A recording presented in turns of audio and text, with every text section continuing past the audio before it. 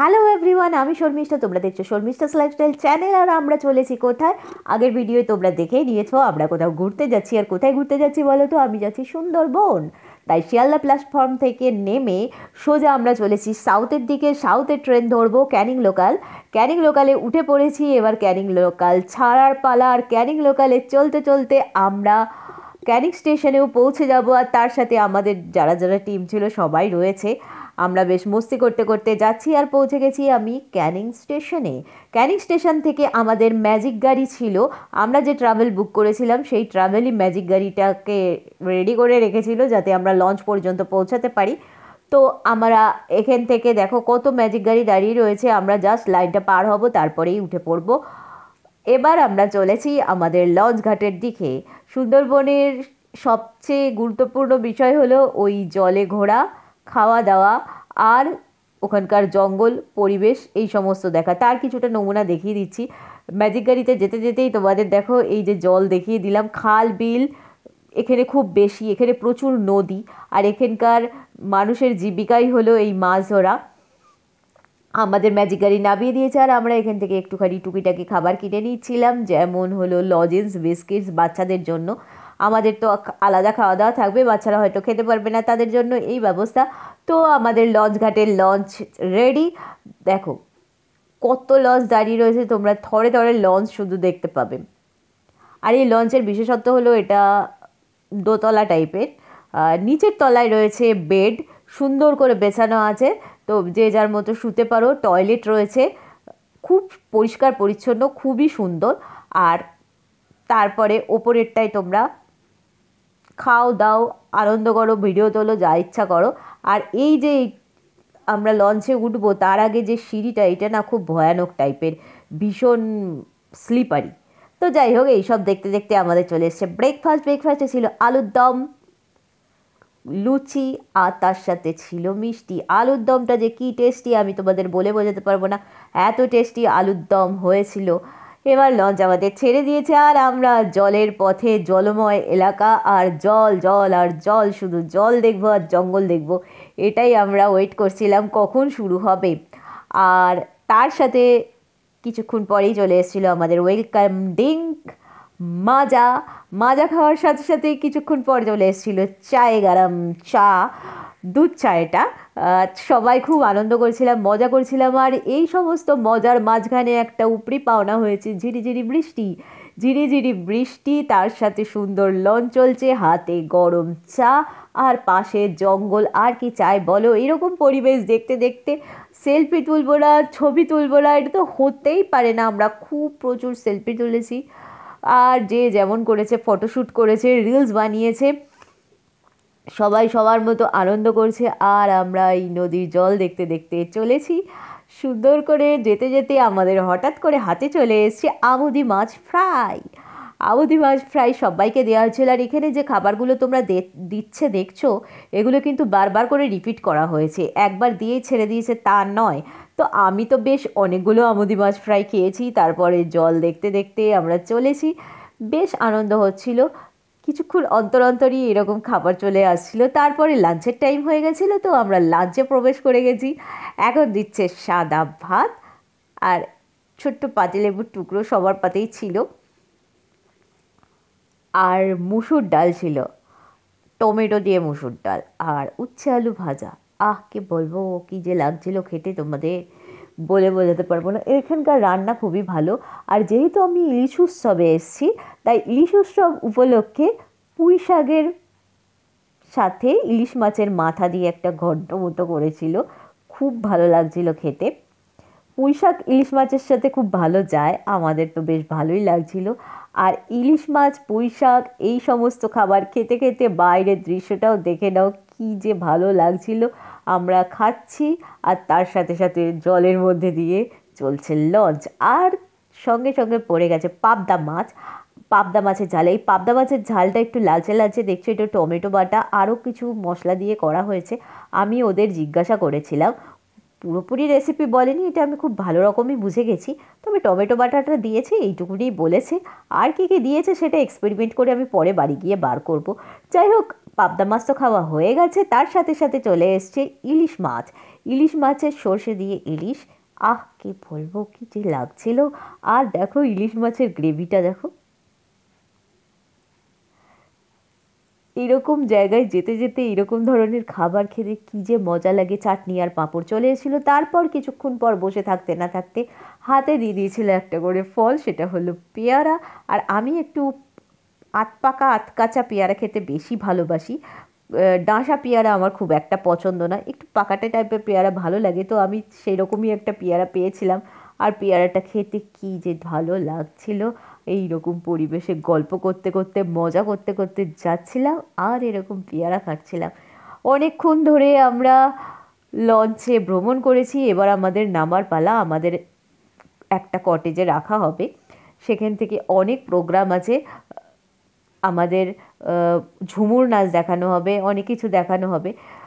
তো আমরা যেতে যেতে একটুখানি ছবিও তুলে নিচ্ছিলাম। কিছুক্ষণ অন্তরই খাবার আসছিল বলে মনটা ভালো লাগছিল। তারপরে একটুখানি বোর ফিল করছিলাম, কিন্তু বোর ফিল করলে হবে না, এখনও অনেক কিছু বাকি আছে। যেহেতু আমরা খুব ক্লান্ত, ভোরবেলা উঠেছি, তার জন্য এই অবস্থা। আর জলের স্রোত দেখো, শুধু জল জল আর জল, জলাময় এলাকা, আর আমরা শুধু বোটে।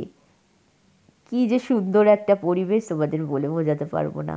জলের মধ্যে দিয়ে যাচ্ছে, আর এই দেখো এই জাহাজগুলোকে তুলেছি, এগুলো হলো মালবাহী জাহাজ। এইগুলোতে করে বিভিন্ন জায়গা থেকে বিভিন্ন মাল এদিক ওদিক করা হয়। তা তোমাদের ভাবলাম একটু ভিডিও করে দেখিয়ে দিই। এখানকার মানুষের জীবিকা বলতে মাছ ধরা, বনের মধু সংগ্রহ করা, আর ওই কাঠের কিছু জিনিসপত্র বিক্রি, এছাড়া আর কোনো ইনকাম নেই এদের।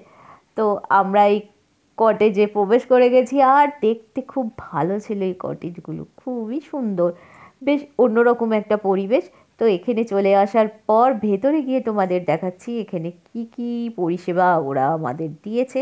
প্রথমে আমরা যেখানে রয়েছি, যে রুমটা, সেটা আমাদের দোতলায়।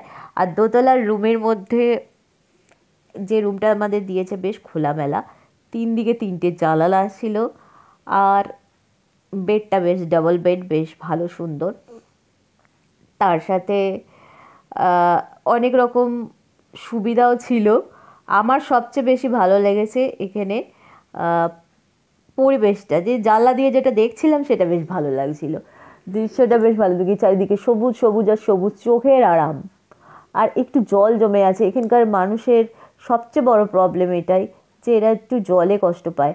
আর পায়খানা বাথরুমটা সবার আগে দেখার দরকার, এটা কেমন দিয়েছে। আর দেখলাম বেশ ভালোই দিয়েছে।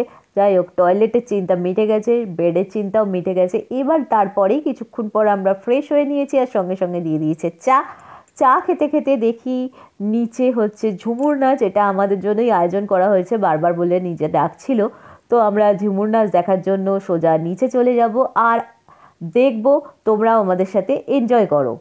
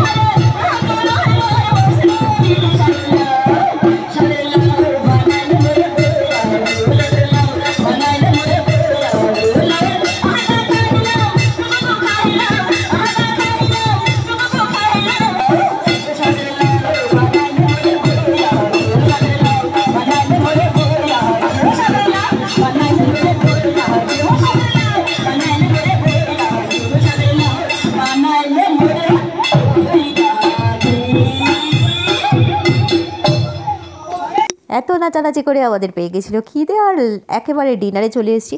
এরা খুব তাড়াতাড়ি ডিনার করে 9টার মধ্যে ডিনার দিয়ে দিয়েছে। ভাত, ডাল, আলু ভাজা, আলু পটলের তরকারি, তার সাথে ছিল খাসির মাংস। আর আমি এত এক্সাইটেড ছিলাম যে ভিডিওটা করতেই পারিনি, খাসির মাংসের ভিডিওটা উড়ে গেছে, এক্সট্রিমলি সরি। তো যাই হোক, তাড়াতাড়ি ঘুমিয়ে পড়ার পর ভোরবেলা ঘুম থেকে তুলে দিয়েছে 6টার সময় বেডটি দিয়ে। 6টার সময় উঠে আমরা এক্ষুনি লঞ্চে যাব। 6:30 থেকে 6:45-র মধ্যে লঞ্চে পৌঁছাতে বলেছে। এখন ঘড়িতে বাজে 6:30। তো আমরা তাড়াতাড়ি করে লঞ্চের দিকে চলেছি। 7টার মধ্যে প্রায় আমরা ঘাটে পৌঁছে গেছি, লঞ্চে উঠবো বলে দাঁড়িয়ে আছি। আর লঞ্চ 7টার মধ্যে ছেড়েও দিয়েছে। তাড়াতাড়ি না গেলে সব কিছু দেখা যাবে না, তার জন্যই বলেছিল তাড়াতাড়ি করে যেতে, যদি বাঘের দর্শন পাওয়া যায়। সেই জন্যই ভোরবেলা উঠে আমাদের লঞ্চ ছেড়ে দিয়েছে। আর আমরা লঞ্চে ওঠার জন্য অধীর আগ্রহে অপেক্ষা করছি। প্রচুর লঞ্চ, বিভিন্ন লঞ্চের নাম ধরে ডাকা হচ্ছে, আর তাদের যাত্রীরা সেই লঞ্চে উঠে পড়ছে। আমরাও ব্যতিক্রম ছিলাম না। আমাদের যে লঞ্চটা আসবে সেটার জন্য আমরা হা করে দাঁড়িয়ে আছি, কখন আসবে আর আমরা কখন উঠবো। তো যাই হোক, লম্বা করে লাইন দিয়ে এখন আমরা চলেছি আমাদের লঞ্চে ওঠার জন্য। এত ভোরবেলা উঠিয়ে দিচ্ছে আর এত তাড়াতাড়ি শুইয়ে দিচ্ছে, যেটা একটুখানি অসুবিধা হচ্ছিল। তো যাই হোক, অ্যাডজাস্ট করা হয়ে গেছে। আর আমি একটু ক্যাত মেরে ছবি তুলছিলাম। ছবি তুলতেই হঠাৎ করে আমাদের সামনে চলে এসছে নান, পুরি আর চানা মশলা, আর তার সাথে একটা করে গোলাপ জামুন। আহ, কি বলবো, নান, পুরি আর চানা মশলার টেস্টটাও ছিল অসাধারণ, ইয়াম্মি। আর খাওয়া দাওয়া করতে করতে আমাদের লঞ্চ চলছে। আমরা নামবো, এক্ষুনি নেমে একটি জায়গায় যাব, সেটা তোমাদের দেখাচ্ছি। দেখো, আমরা যেখানে নেমেছি সেখানে গোসাবা বলে কোনো একটা জায়গা, যাই হোক নামটা এই মুহূর্তে মনে পড়ছে না। আর এটি হলো বনবেবী, এখানকার দেবী, বনবেবী নামে পরিচিত। এরা পুজো করে। কেন পুজো করে? বাঘে খেয়ে নেয়, কুমিরে খেয়ে নেয়, এদের জঙ্গলের নিরাপত্তার জন্য এই দেবীর পুজো হয়। আর এখানে জঙ্গলে বিভিন্ন ধরনের গাছ রয়েছে, যে গাছগুলোর নাম আমরা বইয়ে পড়েছি, সেগুলো আমরা স্বচক্ষে দেখব। কি কি গাছ, সেই গাছের নামগুলো পরিষ্কার করে লেখা আছে এখানে।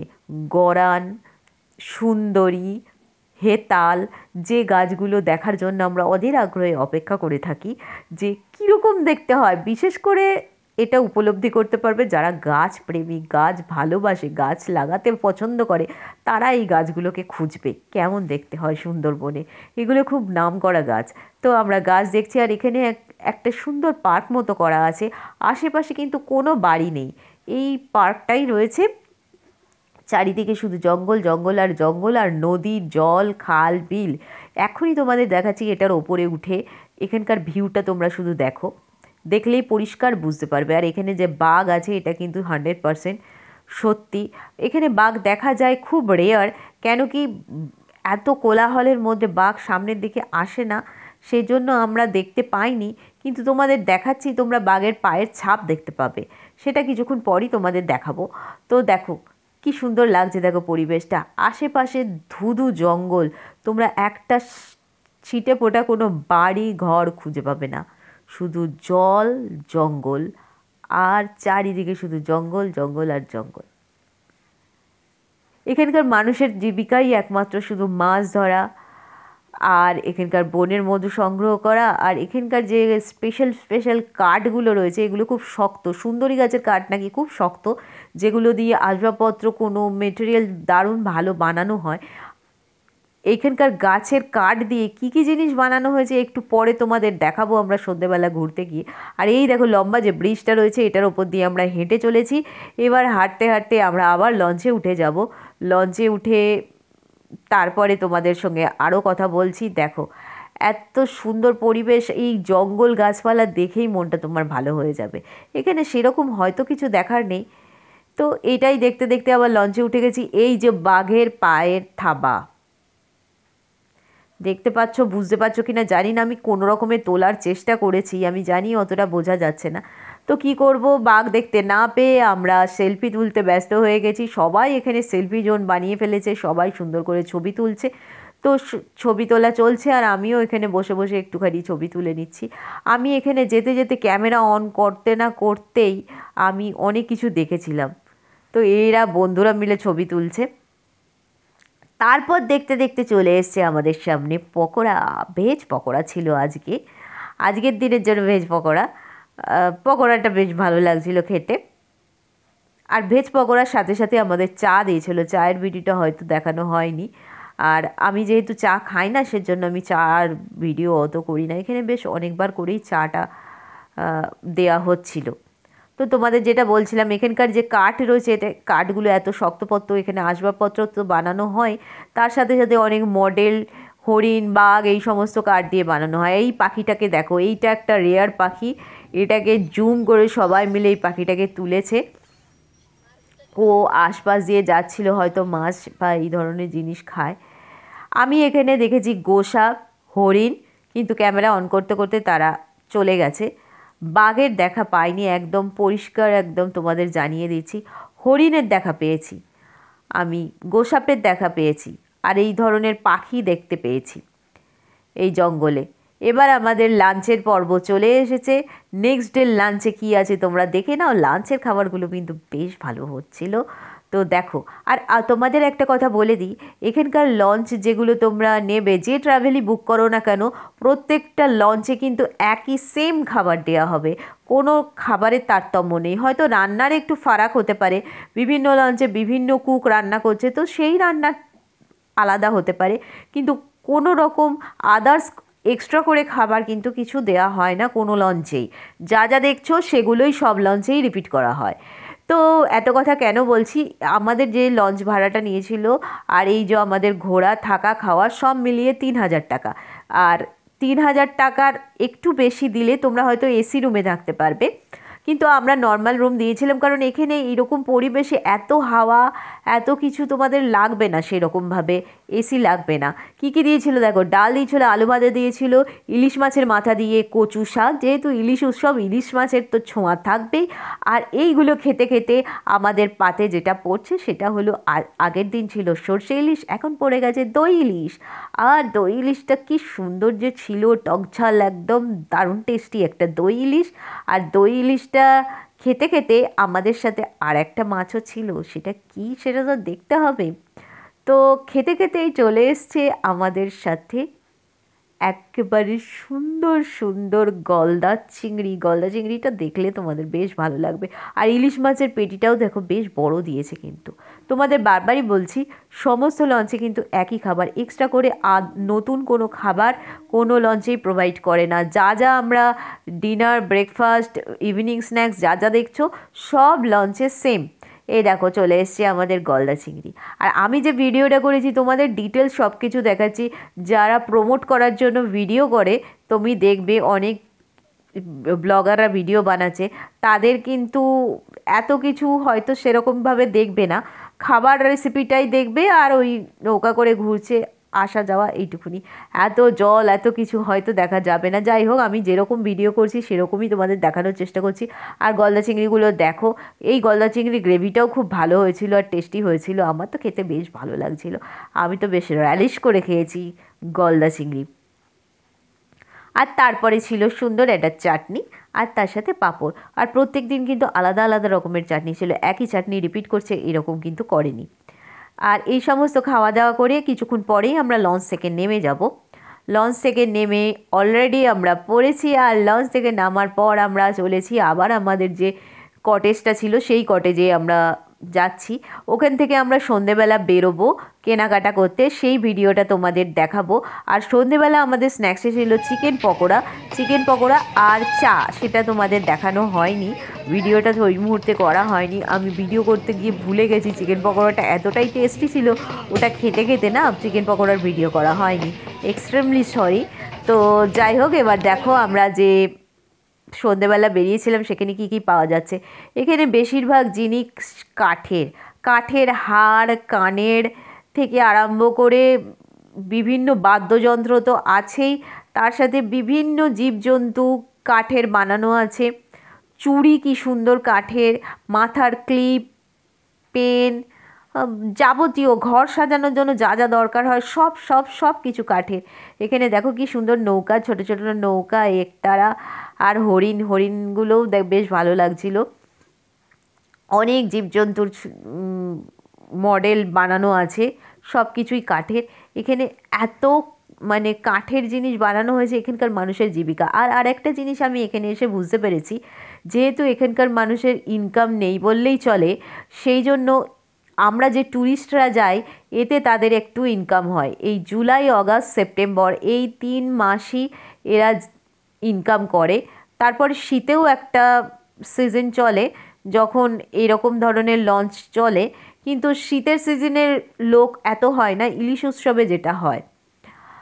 আর এখানকার মানুষের একটা জিনিস, সেটা এখানকার ব্যবহার খুব ভালো, সরল সাদা এখানকার মানুষরা।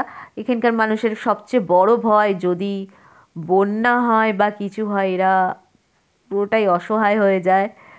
বন্যার কবল তো তোমরা দেখেছোই, সুন্দরবন অঞ্চল কী পজিশানে থাকে। এটা এদের কাছে অনেকবারই এটা নখদর্পণে হয়ে গেছে। আর এখানে এসে একটা জিনিস আমি জানতে পেরেছি, এখানে একটা গ্রাম আছে যে গ্রামটার নাম বিধবা গ্রাম।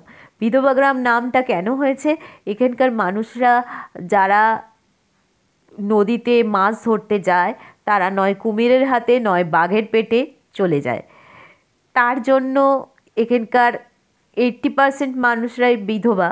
সেই হিসাবে ওই গ্রামটার নামই হয়ে গেছে বিধবা গ্রাম, যা ওখানকার জেলেরাই বেশি বাস করে। আর দেখো কাঠের কি সুন্দর বাইক, দেখেছো? ওরা নিজেরা বানিয়েছে, হাতে বানিয়েছে। কাজগুলো দেখেও ভালো লাগছে। এদের থেকে একটা জিনিস কেনা মানে ওদের একটু হেল্প করা। জানি একটু দামটা বাড়িয়ে চাড়িয়ে বলছে, তো এটাই ওদের বিজনেস, কী করবে, এটার থেকেই ওদের জীবিকা নির্বাহ হয়।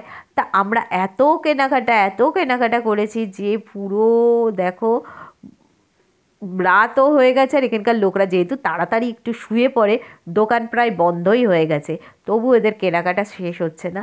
তো আমি বিশেষ করে কিছুই কিনিনি, একটা মাথার কাটি কিনেছি ওই চুল বাঁধার জন্য, 20 টাকা দাম নিয়েছে আমার থেকে।